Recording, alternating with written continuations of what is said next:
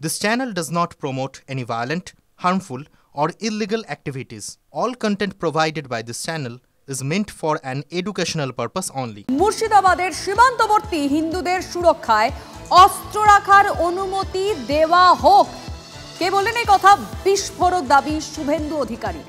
সীমান্তবর্তী এলাকা যেখানে 10 থেকে 15% হিন্দু সম্প্রদায়ের মানুষ, তাদের সুরক্ষায় বৈধ অস্ত্র রাখার অনুমতি দেওয়া হোক, দাবি বিরোধী দলনেতার। বিএসএফ সিআরপিএফ পার্মানেন্ট থাকে না। বিএসএফটা বর্ডার এলাকা, কিন্তু সিআরপিএফ বিএসএফ যেটা general law and order duty করছে, আজকেও এক্সটেন্স করেছে। আমি কোর্টের কাছে কৃতজ্ঞ। আপনাকে বলি, পার্মানেন্ট থাকবে না। বাংলাদেশ থেকে যে 50 কিলোমিটার বর্ডার এলাকা এবং যেখানে হিন্দু জনসংখ্যা অত্যন্ত কম, 20%-এর নিচে, তাদেরকে কাশ্মীরের পাকিস্তান সীমান্তবর্তী এলাকার মতো বৈধ লাইসেন্সযুক্ত আগ্নেয়াস্ত্র দেওয়া উচিত। আত্মরক্ষার অধিকার প্রত্যেকের আছে। কাশ্মীরের তো বর্ডারের বহু গ্রামে এই ব্যবস্থা আছে, স্পেশাল অ্যাক্টের আওতায় আছে। তো কাশ্মীরে যা আছে সেম মডেল যদি মুর্শিদাবাদ এলাকায় আপনারা না করতে পারেন, তাহলে 10-15% হিন্দু যেখানে আছে, হিন্দু থাকবে না। কথা বলতে চাইব রিপোর্টার প্রদীপ্ত কান্তি ঘোষ রয়েছেন টেলিফোন লাইনে। প্রদীপ্ত, শুভেন্দু অধিকারী বলছেন হিন্দু সম্প্রদায়ের মানুষ, মানে এই যে 10 থেকে 15% যারা রয়েছেন, তাদের সুরক্ষায় বৈধ অস্ত্র রাখার অনুমতি দেওয়া হোক। তো বিস্ফোরক বক্তব্য তার। একেবারেই তাই। তার কারণ এই যে সীমান্তবর্তী যে এলাকা, শুভেন্দু বাবুদের বারংবার দাবি যে সীমান্তবর্তী এলাকায় ক্রমশ মুসলিম সম্প্রদায়ের প্রভাব বাড়ছে এবং হিন্দুদের প্রভাব সেখানে কমছে। তারা ক্রমশ দেখা যাচ্ছে যে এলাকা ছেড়ে চলে আসছেন। ফলে কাশ্মীরেও একসময় এই ধরনের ভূমিকা দেখা গিয়েছিল এবং তিনি বলছেন যে এটা বিশেষ এলাকার জন্য প্রয়োজন রয়েছে এবং সে কারণে কাশ্মীরের মতোই এখানের যে এখানের যে জেলাগুলো রয়েছে, এই সীমান্তবর্তী এলাকা যেমন মুর্শিদাবাদ, মালদা, সেই সমস্ত জেলায় প্রয়োজন রয়েছে যে হিন্দুদের হাতে বৈধ অস্ত্র, বৈধ আগ্নেয়াস্ত্র দেওয়া হোক। অন্তত শুভেন্দু অধিকারী সেই দাবি করছেন। এবং লিমা, তুমি জানোই গোটা পর্বে কিন্তু বারংবার বিজেপি নেতৃত্বের তরফ থেকে এই মুর্শিদাবাদের ঘটনার সঙ্গে কাশ্মীরের ঘটনাকে, কাশ্মীরের বিভিন্ন অংশের কথা তুলে ধরা হয়েছে। ফলে সেই কাশ্মীরের প্রসঙ্গ টেনেই শুভেন্দু অধিকারী এই ধরনের দাবি করেছেন এবং তার মতে যে বারংবার এই ঘটছাড়ারা দাবি করছেন কেন্দ্রীয় বাহিনী ওই এলাকায় থাকুক। তার কারণ পুলিশের সামনেই ওই এলাকার বিভিন্ন দুষ্কৃতীরা তারা তাণ্ডব চালায়। ফলে কেন্দ্রীয় বাহিনী রাখার প্রয়োজনের কথা ঘটছাড়ারা বললেও সারা বছর কেন্দ্রীয় বাহিনী রাখা যাবে না ওই সমস্ত এলাকা, এবং সেই কারণেই শুভেন্দু অধিকারী এই ধরনের দাবি করেছেন। অন্তত তেমনটাই তিনি জানাচ্ছেন। আচ্ছা প্রদীপ্ত, তোমায় আপাতত ধন্যবাদ। কিন্তু আমরা আমাদের দর্শকদেরকে আরো একবার শুভেন্দু অধিকারী সেই বিস্ফোরক বক্তব্য শোনাতে চাইবো আরো একবার। বিএসএফ সিআরপিএফ পার্মানেন্ট থাকে না। বিএসএফটা বর্ডার এলাকা, কিন্তু সিআরপিএফ বিএসএফ যেটা general law and order duty করছে, আজকেও এক্সটেন্স করেছে। আমি কোর্টের কাছে কৃতজ্ঞ।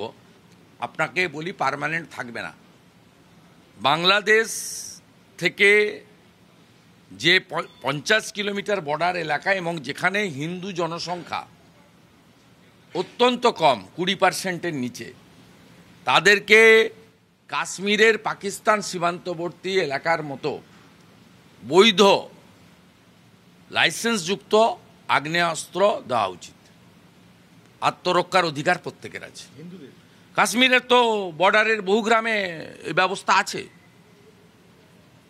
স্পেশাল অ্যাক্টের আওতায় আছে। তো কাশ্মীরে যা আছে সেম মডেল যদি মুর্শিদাবাদ এলাকায় আপনারা না করতে পারেন, তাহলে 10-15% হিন্দু যেখানে আছে, হিন্দু থাকবে না।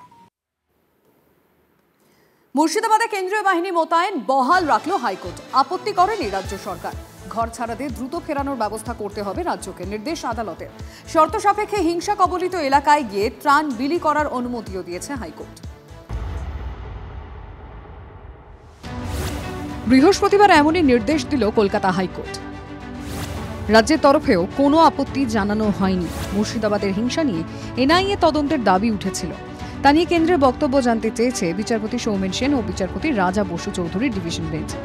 সেখানে দেখাচ্ছে যতগুলো এফআইআরই করেছে কোথাও নাকি কোনো বোম পড়েনি, অথচ বোম যে পড়েছে বিএসএফ এর গাড়িতে পড়েছে, সেটা নিয়ে বিএসএফ এর ডিআইজি টুইট আছে। তো সেই জন্য আমরা বলেছি যে এটা এনআইএ দিয়ে তদন্ত করানো উচিত ইমিডিয়েটলি। আদালত কেন্দ্রীয় সরকারের কাছে জানতে চেয়েছে যে কেন্দ্রীয় সরকারের এই বিষয়ে কি মতামত, কেন্দ্রীয় সরকার এই ব্যাপারে এনআইএ দিয়ে তদন্ত করাতে চাইছে কি না, বা তদন্ত করানোর ব্যাপারে কেন্দ্রীয় সরকার কি সিদ্ধান্ত নিচ্ছে। আপাততভাবে এই হয়েছে, সোমবার দিনকে আবার মামলাটি থাকবে পুনরায়। রাজ্যের আইনজীবীরা অবশ্য অন্য ব্যাখ্যা দিলেন। জজ মোটামুটি যাটুকু মনে হয়েছে, জাজ is satisfied with the police action. ওরা যে চেয়েছিল এনআইএ হচ্ছে না, ওরা যে বলেছিল সম্পূর্ণ কমপ্লিটলি ন্যাশনাল ফোর্স ইয়ে থাকবে, সেন্ট্রাল ফোর্স, হলো না। ওরা সিবিআই বিবিআই হলো না, কিচ্ছু হয়নি। একটা করে পিটিশন করে পিআইএল, আর তারপরের বছর আরও বেশি করে হারে। ওয়াকফ অশান্তির জেরে মুর্শিদাবাদের বহু মানুষ ঘর ছাড়া, আশ্রয় নিয়েছেন পাশের জেলা মালদার একটি স্কুল। আদালত জানিয়েছে ঘর ছাড়াদের বেশি দিন স্কুলে রাখা যাবে না, যত দ্রুত সম্ভব ঘরে ফেরানোর ব্যবস্থা করতে হবে। একটি কমিটিও গড়ে দিয়েছে হাইকোর্ট। এই কমিটি ধুলিয়ানের ঘর ছাড়াদের পরিস্থিতি খতিয়ে দেখে আদালতকে রিপোর্ট দেবে। একটা কি করে আমরা ভিকটিমসদেরকে রেস্টোরেশন অ্যান্ড রিহ্যাবিলিটেশন করতে পারি, সেই রিহ্যাবিলিটেশনের জন্য স্টেট গভর্নমেন্টকে বলা হয়েছে যে আপনারা এই মধ্যে একটা স্কিম বানান যে আপনি কী করে এদেরকে রিহ্যাবিলিটেট করবেন। নতুন করে বাড়ি করে দিতে হবে, নতুন করে দোকান করে দিতে হবে, কাউকে হয়তো কম্পেনসেশন দিতে হবে, কাউকে হয়তো চাকরি দিতে হবে। এই সমস্ত স্কিমটা স্টেট গভর্নমেন্টকে বানাতে বলেছে। দ্বিতীয়ত হচ্ছে আদালত কিছু কমিটি ফর্ম করে দিচ্ছে, সেই কমিটি ফর্ম করে কমিটির ওপরে দায়িত্ব দেওয়া হবে যাতে যে মানুষরা ঘর ছাড়া বা গৃহহীন তাদেরকে যাতে ঘরে ফেরানো যায়। রাজ্য সরকারকেও বলা হয়েছে এক্সপ্লোর করতে যে এদেরকে ক্ষতিপূরণ হিসেবে কীভাবে এদেরকে মানে রিহ্যাবিলিটেট করা যায়। মুর্শিদাবাদের হিংসা কবলিত এলাকায় ত্রাণ শিবির খুলতে বাধা দিচ্ছে পুলিশ। এই অভিযোগে হাইকোর্টে মামলা করেছিল এক স্বেচ্ছাসেবী সংস্থা। এদিনের শুনানিতে সেই সংস্থার রাজনৈতিক যোগ নিয়ে প্রশ্ন তোলেন রাজ্যের আইনজীবী। বিচারপতি অমৃতা সিনহা অবশ্য স্পষ্ট জানিয়ে দেন মুর্শিদাবাদে ত্রাণ দেওয়া যাবে, তবে দিয়েছেন বেশ কিছু শর্ত। বিচারপতির নির্দেশ, ত্রাণ নিয়ে 3 জনের টিম যাবে উপদ্রুত এলাকাগুলিতে। গোটা বিষয়টি আগেই জেলা শাসককে জানাতে হবে। ত্রাণ দেওয়ার সময় কোনো উস্কানিমূলক বক্তব্য রাখা যাবে না। Bureau report, TV9 Bangla. মুর্শিদাবাদে অশান্তির জেরে রাজ্যে এলো জাতীয় মানবাধিকার কমিশন। 3 সদস্যের অনুসন্ধানকারী দল দিল্লি থেকে শহরে এসে পৌঁছলেন। মানবাধিকার সুরক্ষা আইন অনুযায়ী প্রতি ঘটনার তদন্ত হবে। 3 জনের মৃত্যু, ঘরবাড়ি, দোকান ভাঙচুর, অগ্নিসংযোগের জেরে শামশেরগঞ্জ ছুটির একাধিক গ্রামের বাসিন্দারা ঘর ছাড়া। কমিশন সূত্রে খবর, ক্ষতিগ্রস্ত এলাকায় মানুষের সঙ্গে দেখা করবেন, অভাব অভিযোগের কথা শুনবে অনুসন্ধানকারী দল। গঙ্গা পেরিয়ে মালদার বৈষ্ণবনগরে অস্থায়ী শিবিরে যারা আশ্রয় নিয়েছেন তাদের সঙ্গেও দেখা করতে পারেন জাতীয় মানবাধিকার কমিশনের প্রতিনিধিরা।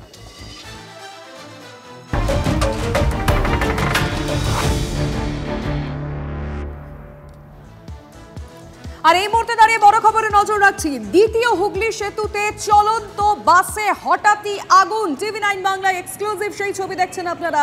দ্বিতীয় হুগলি সেতুতে চলন্ত একটি বাসে আগুন লেগে যায়। ব্যাপক চাঞ্চল্য। জানলা দিয়ে কোনো রকমে যাত্রীদের উদ্ধার করা হয়েছে, কিন্তু কিভাবে বাসে আগুন লাগলো সেটা এখনো কারণ স্পষ্টভাবে জানা যাচ্ছে না। তবে হ্যাঁ, এইটা স্বস্তির যে যাত্রীদেরকে উদ্ধার করা গেছে, কিন্তু সেটা জানলা দিয়ে কোনো রকমে চেষ্টায় যাত্রীদেরকে উদ্ধার করা গেলেও আমরা ছবিটা আপনাদের দেখাচ্ছি যে দ্বিতীয় হুগলি সেতুতে চলন্ত বাসে কিভাবে আগুন লেগে যায়। সুব্রত আমাদের রিপোর্টার রয়েছেন টেলিফোন লাইনে। সুব্রত, কিভাবে আগুন লাগলো এবং এখন কি পরিস্থিতি সেখানে?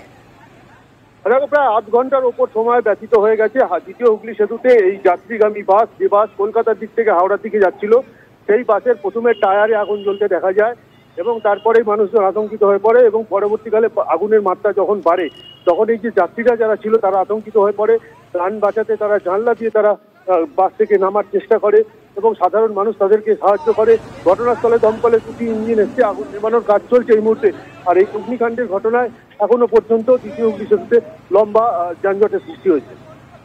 তুমি সঙ্গে থাকো সুব্রত, আমরা এই মুহূর্তে ছবিটা দেখাচ্ছি এবং যাত্রীরা জানলা দিয়ে কোনো রকমে নিজেদের প্রাণ বাঁচাতে জানলা দিয়ে বেরিয়ে আসেন।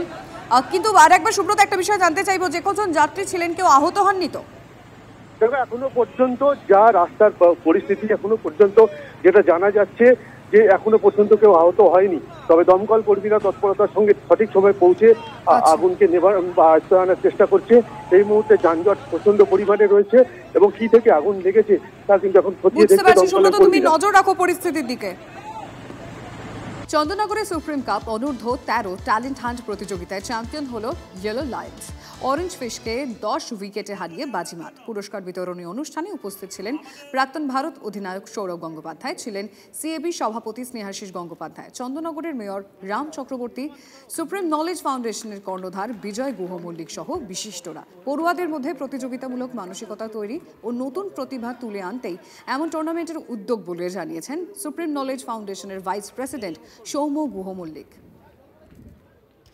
যারা এর মধ্যে সিলেক্টেড হবে, যাদের প্রতিভা রয়েছে, এই টুর্নামেন্টের থ্রু দিয়ে যেটা আমরা বের করবো, ফিল্টার আউট করবো, তাদেরকে সিএবিও ফার্দার ট্রেনিং দেবে। So this is a huge event for Chandannagar. বিয়ের দিনই পথ দুর্ঘটনায় মৃত্যু হলো এক যুবকের। বীরভূমের মুরারিয়ার ঘটনা। দরকারি কাজে বেরিয়েছিলেন ওই যুবক। মোটর চালিত একটি ভ্যানের সঙ্গে ধাক্কা লাগে বাইকে ছিলেন ওই যুবকের এক বন্ধু। ঘটনাস্থলে দুর্ঘটনায় মৃত্যু হয় দুজনের। খবর পেয়ে ঘটনাস্থলে পৌঁছায় মুরারি থানার পুলিশ। মৃতদেহ উদ্ধার করে মোটরসাইকেল ও ভ্যানটিকে আটক করেছে পুলিশ। ভ্যানের চালক পলাতক।